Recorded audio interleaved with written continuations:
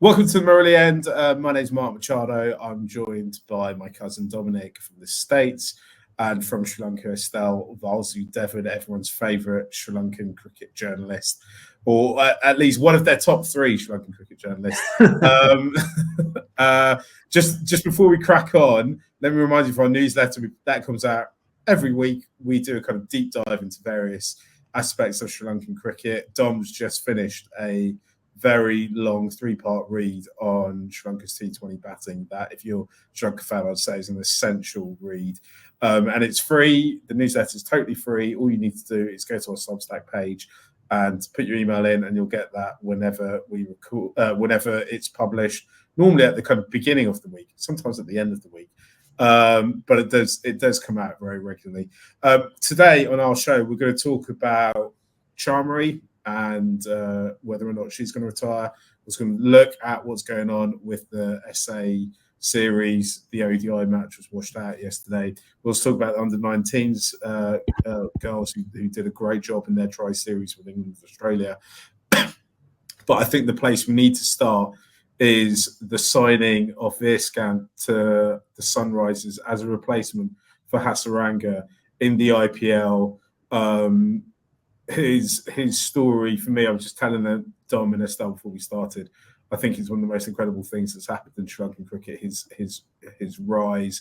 And I'm really happy to see the young man get a chance in the biggest league of the world. Estelle, let's go to you first. What were your thoughts when you first saw the news that we kind of heard rumours and then it got confirmed about 3 or 4 hours later, right? Yeah, just incredible news, isn't it? Like last season, he was a net bowler, so you always kind of knew there was something going on, and he's obviously played the IL T20 as well. It was really great news. I think him coming in, like you mentioned, what a story, right? I don't know how many people are watching or listening from Sri Lanka, but you have to kind of understand the context of what his journey means. If I just briefly tell you, so cricket is centered very much in the Colombo district, Western province, right? Most of the clubs are based in Colombo or the Southern province. And a lot of players from outside those areas have to come to Colombo, live in Colombo and play, right?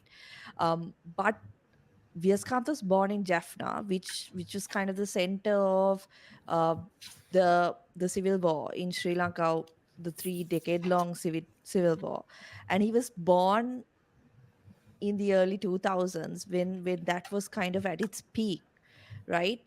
Uh, he is, according to I think available records, the first guy to even play in a televised uh, cricket match from Jaffna when he played for the LPL, which is, I mean, forget about representing Sri Lanka or anything. To be that the first to be on a televised game was special. That was during the LPL.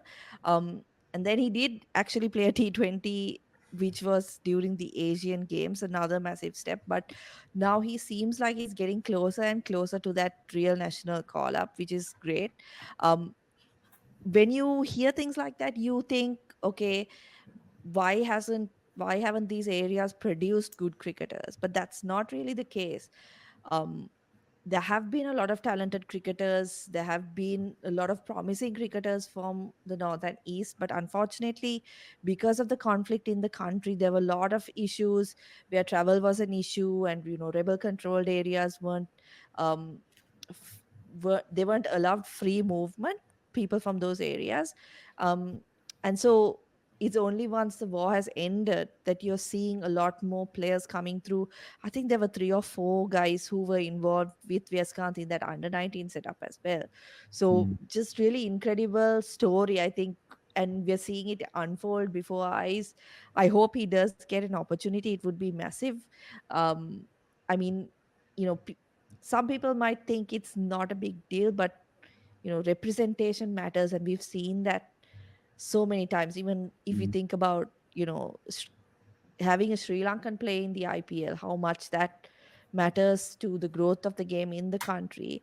Having a player from the north and east make it to that level, I think, is going to be massive, and hopefully inspires a few more to really take the game more seriously and be inspired. Yeah, absolutely. I think there's so many people for whom this is a massive windfall, right? There's, all the coaches and all the people who work with him at his school in Jaffna. I know the big match up there. I think is it Jaffna College and St John's. Mm-hmm. Is that the Central two big College? Yeah, Jaffna Central College and St John's. I know that's like quite a big deal in that part of the island. And that's something that's been going on for a number of years now. It's absolutely incredible. Well, I say it's incredible. Obviously, if you understand anything about Sri Lankan history and politics, you can understand why players haven't come from there. But I think, it could have a transformative effect on kind of reconciliation, and, hopefully kids from the area will see him, and, he'll be a role model, which I believe he already, he already will be. The fact he played in the LPL is incredible. And I think there's a lot of people who would have gone to bed last night with a massive smile on their face, knowing that he's made that step into the IPL. He's very young. He actually hasn't played a huge amount of kind of top level games. So I think, once he gets a bit of experience, opportunities will arise in the national side. Every time I say this, and I feel I probably say this more than it needs to be said, but I do think SLC need to take a little bit of credit for this, right? Because they set up the LPL, which was the first step almost to getting into this stage.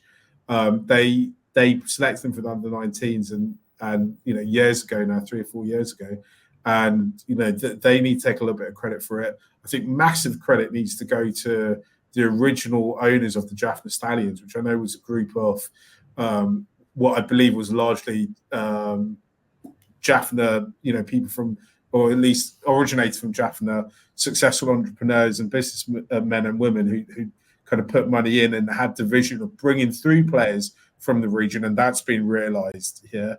I think there's not a huge amount of wins in recent years for Sri Lanka, but I think this definitely is one. And hopefully he goes on to have a long and prosperous career in various franchise leagues around the world, and eventually for the national side as well. Dom, what are your thoughts on his situation, and do you think he'll get much game time? Yeah, I think, just to echo the point Estelle was making, the history of Sri Lanka really makes this such a crazy and amazing story, right? From, as Estelle described, a war-torn part of the country where surviving, let alone playing cricket, was hard to do, and to see him thrive on the national stage in the LPL and then move on. I think one thing we should mention is he played for Mumbai Indians Emirates in the ILT20, and he was really, really good there. I think he was the most economical bowler. He averaged, I think, something like 5.4 runs and over. He took 2 wickets in the final as Mumbai took the ILT20. So he's been instrumental there. Interestingly, I think Mark said he hasn't played much cricket aside from the occasional T20 game. He played some first class games for Tamil Union this past season. So he's really very young in his international career. So this is a huge, huge, huge opportunity. And to go from, a net bowler to someone who's in one of the affiliate sides to now someone who's a member of the team is just a huge accomplishment in and of itself. To be around that quality of players, to get coaching from Murali, right? Again, that's a connection we should kind of highlight. Mark had mentioned before, the Foundation of Goodness played a major role in his coming to light in his career. And he'll get to grow and develop under Murali, and he'll learn all the tricks of the trade, which I'm really excited about. In terms of getting a game with SRH, Sunrisers do need a smitter. Mayank Markanday is not doing it for them. He's barely bowling as well. They had definitely hoped that Wanindu Hasaranga could come in and fill that all-rounder role, but now that he's not going to play, there's certainly a chance that Viyaskanth may be considered for some game time. The problem is that the 4 overseas players that he's competing with are Aiden Markram, Heinrich Clausen, Travis Head, and Pat Cummins. Pat Cummins is the captain. He's not going anywhere. Head's been in great nick. Clausen has been in even better nick. The one person who you maybe can think of replacing is Aiden Markram. But even then, maybe they'll do a situation where they use both of them as subs or something like that. But it's very, very tricky to get him into the side. It might also be pitch dependent. You know, some of the IPL pitches take more spin than others. So if there's a game where they feel like they'll have to play a spinner, they may put him in. And then, of course, you know, we never can predict with injuries what happens or what the overall plan is, and whether this is kind of a ploy to get him in the side early, right, where they've picked out a talent and they said, okay, let's bring him on. Something like what CSK did with Patirana, and say, okay, let's get him in the squad and retain him before he goes up at auction and fetches a big bid. It's hugely important for him personally, I think, because Upal Tharanga and the selectors have kind of indicated he's not going to play in the T20s till after the World Cup. So this is a really, really big chance for him to perform on the big stage. And what a story it is. Estelle, you don't sign a player midway through the IPL if you have no intent to play them, do you? Or I'm being super cynical, is signing the first draftable player to ever play in the IPL an absolute PR coup for the organisation? I don't think it is, because I'm not sure how many people outside Sri Lanka really understand the significance of him coming through. But just to add to that, right?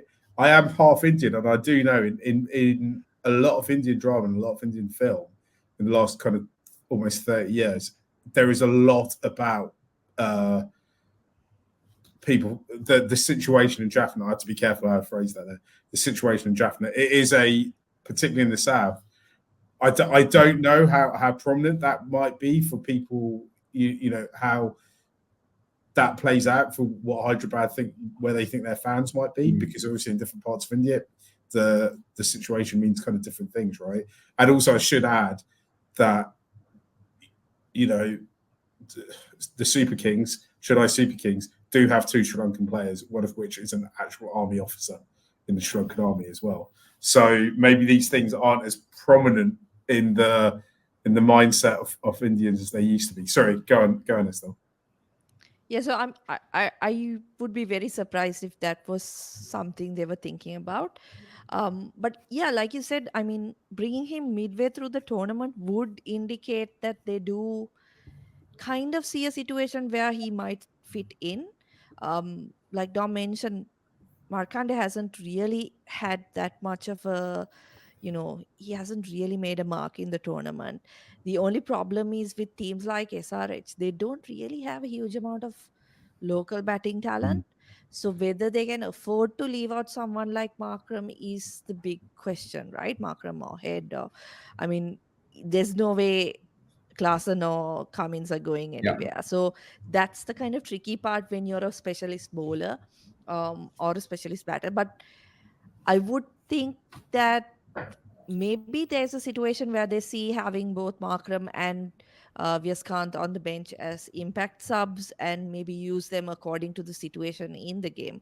But we'll have to wait and see. I hope he gets at least one game. It would be a huge experience, I think, for him, because look, when he first made it into the LPL, I think there were a lot of people, myself included, who were not sure whether it was just kind of a PR thing, right? Where Jaffna franchise needed to have Jaffna players there. But then the way he performed over 3 seasons, he proved that he has the ability to kind of be among those top players in the country. And, you know, since then, I think I spoke about this in a previous pod as well. I'm not too fussed that he hasn't played for Sri Lanka or isn't in Sri Lanka's plans at the moment, because he's very young.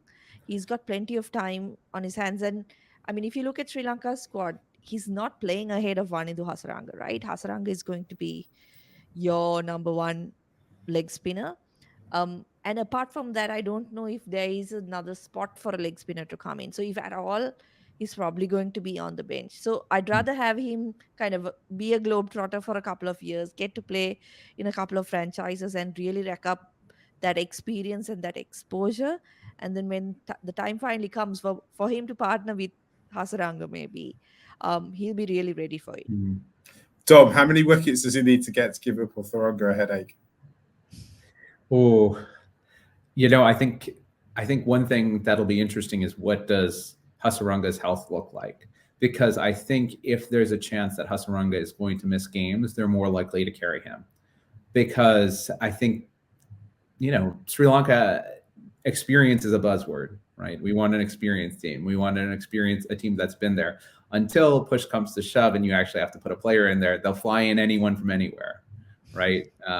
We were told Angelo Mathews wasn't in discussions, and then all of a sudden he ends up in our World Cup team, right? So I think if he bowls well and takes wickets, he'll immediately be in the discussion if Hasaranga is an injury liability. I also think it's worth highlighting, as Estelle said, the connections with Hasaranga. So first at Jaffna, and now at SRH as his replacement.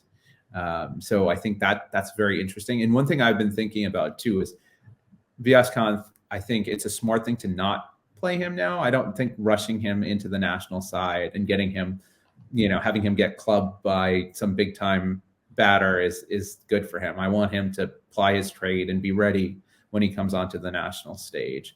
And I wonder too if one-day cricket is also calling for him, because they're having multiple spinners. You need more bowling options in one-day cricket than you do in T20 cricket. So he might be able to complement Hasaranga, and Hasaranga might be able to work on his batting a bit more in an ODI setup. But I think, if he has a big match, I think people will be calling for him. If they start talking about his mystery, whatever, how Sri Lankan bowlers are always called mystery spinners, regardless of whether they bowl totally normally or not. That narrative. That in itself is a mystery, Dom. Yeah. Why is he just bowling totally normally? He must have a mystery coming soon, right? Any moment now, this mystery is coming. Constant doubt in batter's head. Sorry. Good. No, absolutely. That's it. Yeah. Estelle, do you want to put a figure on it? How many? I mean, we start this conversation going, is he going to get a game? And now I'm fully committed to getting 30 wickets in the next 4 games and booking himself a first class seat to the USA. Yeah, I'm going to be pretty cynical and say I don't think there's much he can do to get into that squad. I think they've basically got the names down already, and it'll depend on kind of injuries, and those will be the decisions they'll have to make. But like Dom mentioned, if Hasaranga is a serious injury threat, which I kind of doubt that he's kind of managed to skip the IPL, then that's the only chance he'll have if he does pick up wickets. He gets to play and he picks up wickets. But otherwise, I really don't see it happening. Actually, Mark, I'll add one thing. If he bowls a googly that takes Virat Kohli's wicket, then chances go up significantly, because it's one of those things that will get played and replayed over and over and over again. And fighting against that will be pretty tough. So, I generally agree with Estelle, but I think the team is more or less set, and it's basically only an injury that is going to bring him into the squad. You know what I'm going to say, don't you? Yeah. You know what I'm going to say? So Akila Danajaya is going, and Sunrisers Hyderabad spinner isn't. That's fine. That's cool. We're cool with that. Akila's won World Cups. He's been there before. He's experienced. He knows what he's doing. So that's cool. I'm cool. But also, I think also I'm thinking about it from Viyaskanth's perspective, where you don't want to be just chucked into an international setup in the biggest event. I think they tried to pull that move with Thurindu Kaushal in 2015. They brought him in for the quarterfinal against South Africa, and it's not a good look for the side, especially when you've had so much. When people have been asking you, why aren't the younger players in, and then all of a sudden you say, okay, now save the day for us. It's just too much pressure. the Sri Lankan cricket, Dom, absolutely anything could happen. That's the beauty of doing this pod, right? Like, of doing this show, is that, you know, we can come on and speculate about anything, because absolutely anything could happen. Don't be surprised if a player you thought was long retired suddenly reappears. We're only 2 injuries away from Chandimal taking over a captaincy some format. So don't get don't apply logic to places where logic does not exist. You will only be disappointed. Anyway, from a young player, let's turn our attentions to someone at the other end of their career. That's Sri Lanka's best cricketer, Chamari Athapaththu, who kind of has accidentally, or potentially accidentally, started speculation about her retirement. Estelle, you spoke to her relatively recently.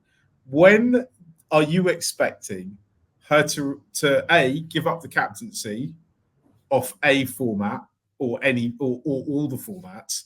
And B, when are you expecting her, or when do you think she'll hang up her Sri Lanka jersey?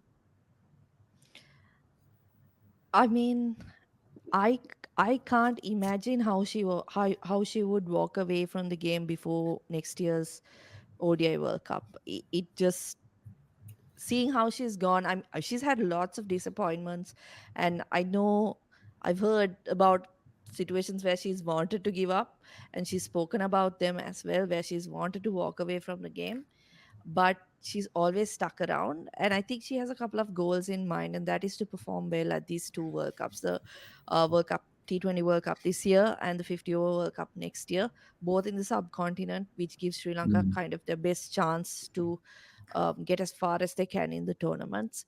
So I would be very, very surprised if she actually walked away before that. But she did kind of cause a stir, didn't she, with that post on Facebook? I don't know what caused it, because in the past, when there have been frustrations and she's wanted to kind of leave, it's been kind of centered around bad performances and, not getting what she wants, stuff like that, right? But now Sri Lanka are doing really well. So it's interesting why that came out. I'm just going to assume it was a mistake or a typo, or she meant something else, because I can't imagine her walking away, because it wouldn't make sense for her as well, because she obviously has goals of her own and things that she wants to achieve in her career, right? You mentioned that I spoke to her recently for an interview. During that, what she said was basically that she wants to play a couple more years, and then she has other plans, which makes sense, right? Once you've done these 2 World Cups, there's no point in her sticking around more. It makes more sense to hand the team over to somebody. But yeah, I don't think she's going before next year's World Cup in India. Yeah, I can't see it happening either. I thought, if anything, she might push on and try and play, because the cricket enters the Olympics in LA, right? Which is in 4 years' time, and that must be coming into people's kind of thoughts, right? Yeah. It's like you could be one of the first people to play cricket representing your country at the Olympics at cricket in 110 years or something like that. And you'd assume Sri Lanka would qualify. I'd say at this point the women are more likely to qualify for the men, though I'd say you'd expect both of them to qualify. And you can go be an Olympian and have a chance to win an Olympic medal. But then maybe I'm just kind of clutching at straws here, and she doesn't think she's got that much more in the tank. I think the sad thing is that it finally feels like we've got a team. Yeah. That is built to win stuff here, right? It's not about turning up. And there's so many young players on that side that you're just like, this team's going to get better. Like, they're just going to find more fluency and become a bit more consistent, and it should get better. Dom, how much of a loss would it be for Sri Lanka if she did call it a day? That's a tough question. So I made the comparison last week to saying that this club has, or this side has a 96 feel to it, in the way that they've taken on teams that they shouldn't on paper be able to take on and beaten them. They play with so much passion and energy. And I was thinking today, I was walking around and thinking, who in the 96 squad is Chamari like? And of course, when it comes to batting and bowling, you say Sanath, but she's also the captain of the side. She's the one who imparts wisdom. So she's kind of like a combo of Sanath and Arjuna, you know, and I think that speaks to how big of a presence hers is in the side. And this is not to say that other players can't play. We've seen very clearly that Sri Lanka has a talented lineup, but her quality brings the belief of those women up. She makes the team believe that, hey, this target that looks like it's going to be impossible to get, that we've never chased before, we can do that. This is a side we can't bowl out. Nope, I'm going to take the lead and we're going to do that. And I think she is the heart of that team, not only from a skill set perspective, but from a leadership perspective. She wants to win desperately. And she's teaching all of her teammates how to win in that way on the biggest of stages, how to not be fearful of these sides that Sri Lankan sides would have been fearful of previously. So it would be an immense loss. That being said, I feel more confident than ever that she would be handing the side over to players who are ready to push the team forward, right? We've seen a lot of maturity from young players.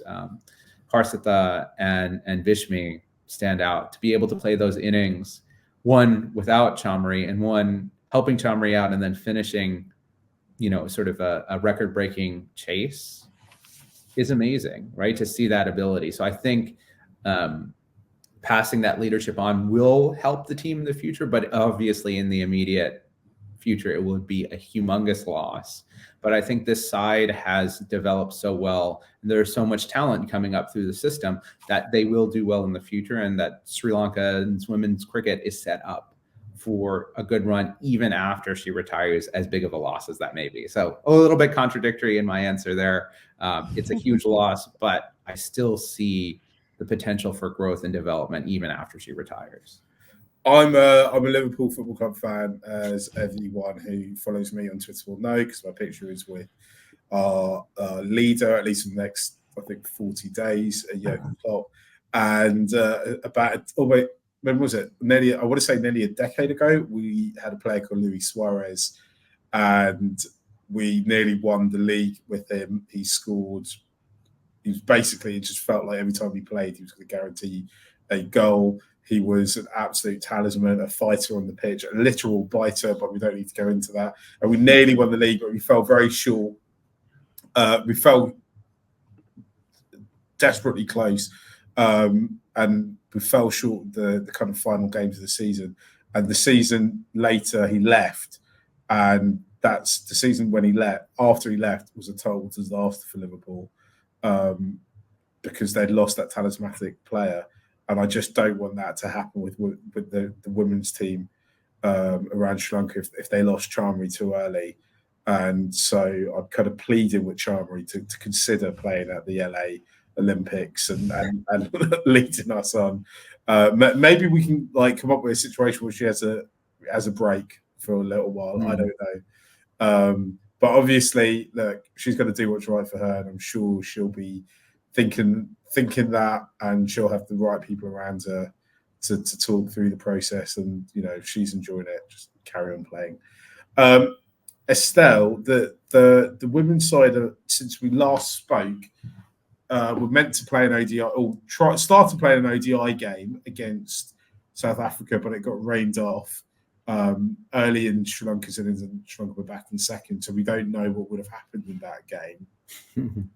But for apart from just contemplating what Chamari's future in the medium term is, the other girls stealing the headlines have been our under-19s, who had an incredible series against England and Australia. And I think it looks like that there might be a few more superstars on the horizon, right?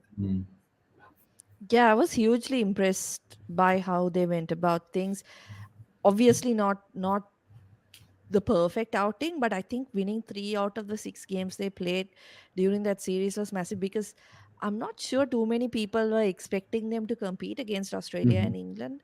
Um, but just like the senior team, they showed that they have the bowlers to really keep teams under pressure and make that low, like what you would call a low scoring or middling score seem like a really good score.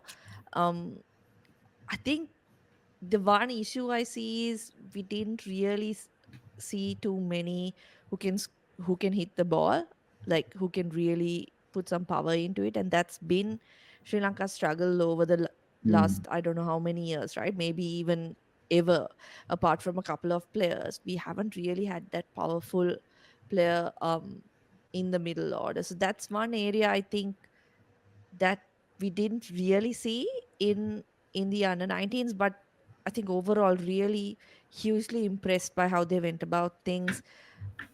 I think again, I have to give credit to SLC, um firstly for putting that on TV. It was on free to air TV in Sri Lanka on a channel that is available island wide. Huge, huge for the growth of the game. I think anyone seeing that, right, is bound to be encouraged to kind of look at cricket as a serious option. And secondly, just looking at the squad, they had picked a lot of 15, 16-year-olds in that squad. So giving them that kind of opportunity to maybe go in for 2 World Cups, right? We saw 14-year-old Chamodi pick up 5 wickets in the last game.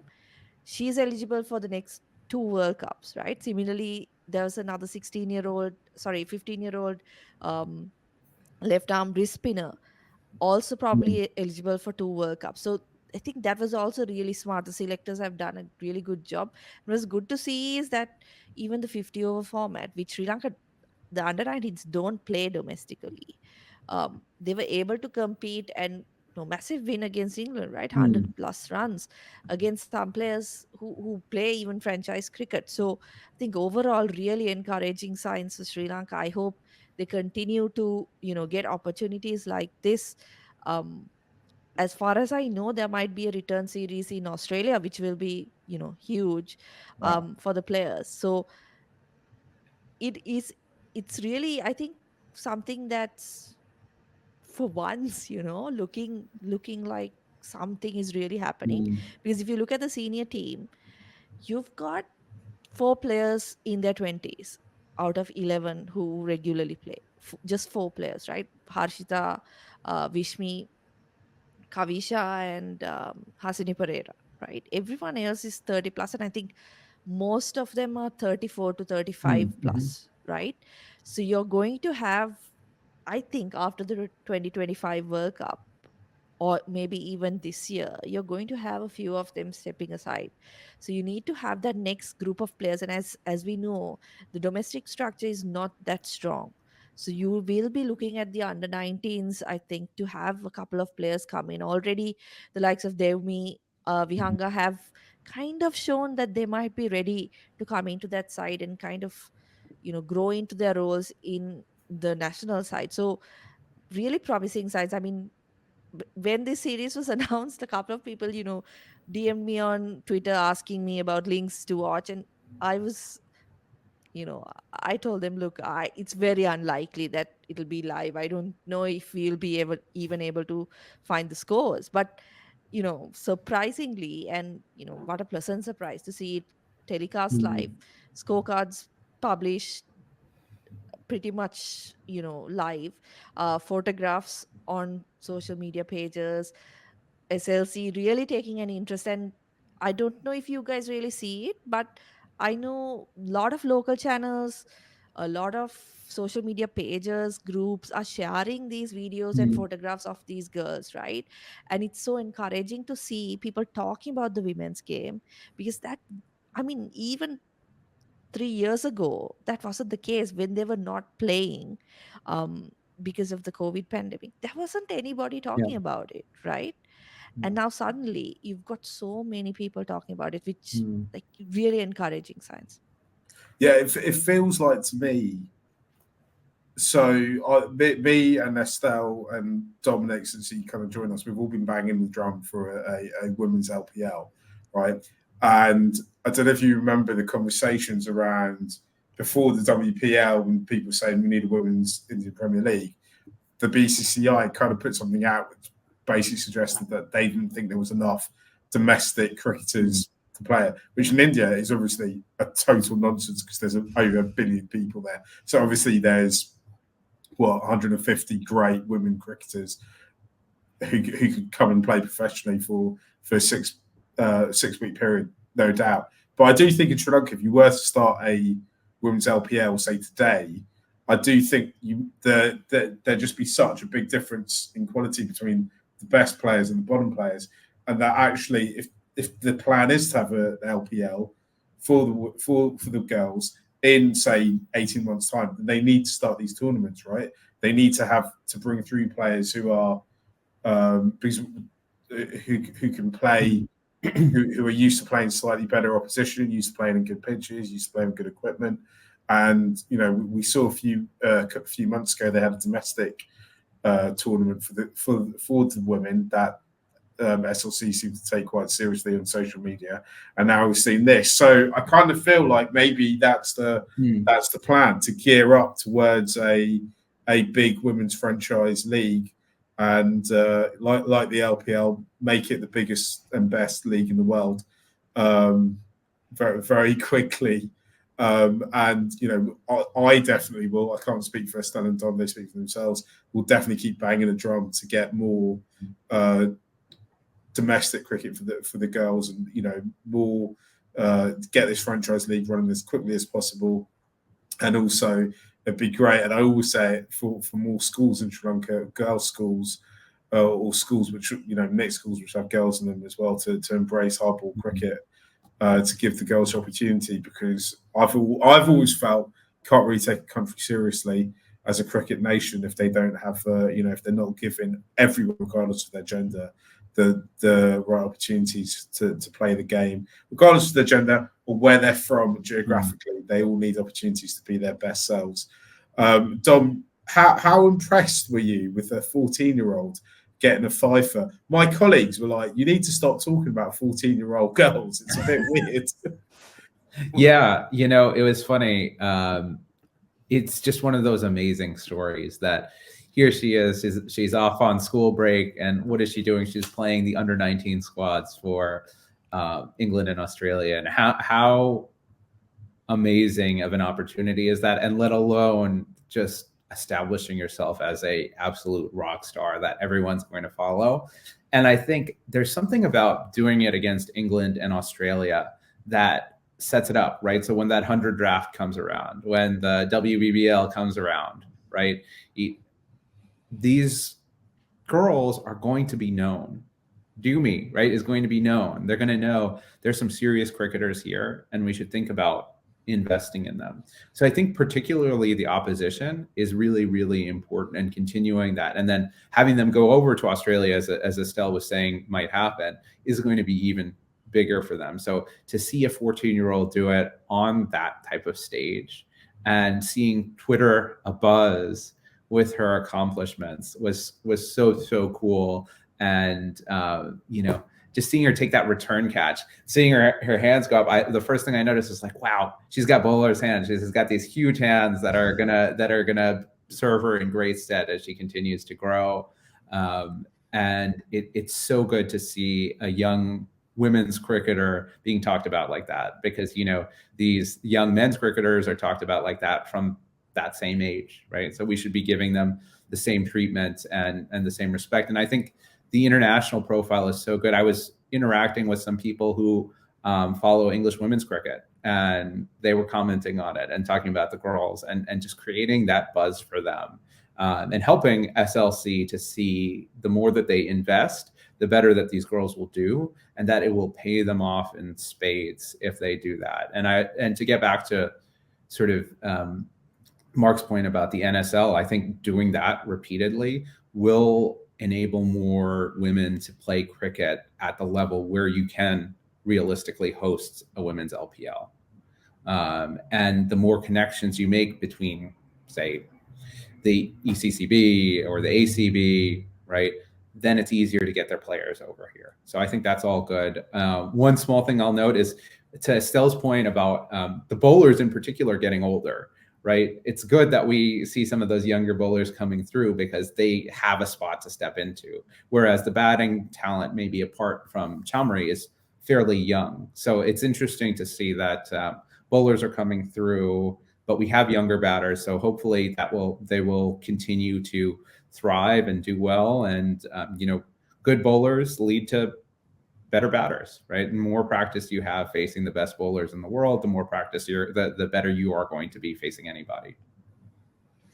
Yeah, and just to kind of add on to what Dom was saying about franchise cricket, right? If you just take Viyaskanth's example, the visibility he got through the LPL is why he is here, right? Mm-hmm. It's not about talent. Talent is everywhere, right? Yeah. And the problem countries like Sri Lanka have is that they don't have that platform to showcase the talent that they have. Mm-hmm. And I think for women, that's why like it's so very important.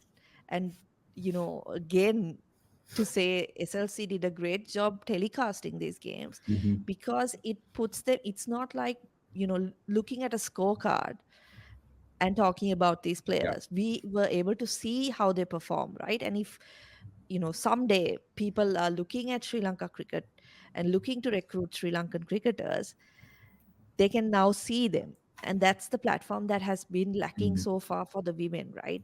I mean, Chamari Athapaththu, despite how well she has done in international cricket, she's still struggled to make it into franchise teams because so many people don't really watch Sri Lanka cricket. But the more we are put those girls out there, the more we give them that platform, I think that's when people will start to recognize that there is a lot of talent and it's certainly worth investing in going forward. So I hope, even though, like Mark said, maybe we are not quite at the, stage where we can host an LPL this year. I do think SLC has plans to, build towards that someday, because women's sport is getting big, right?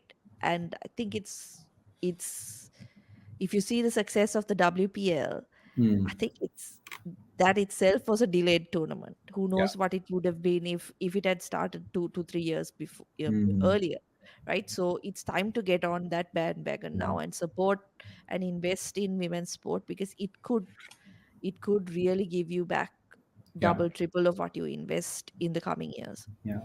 To cite a American example, the women college basketball just finished. The two college basketball tournaments finished. The women's final was more watched by like 25% than the men's final.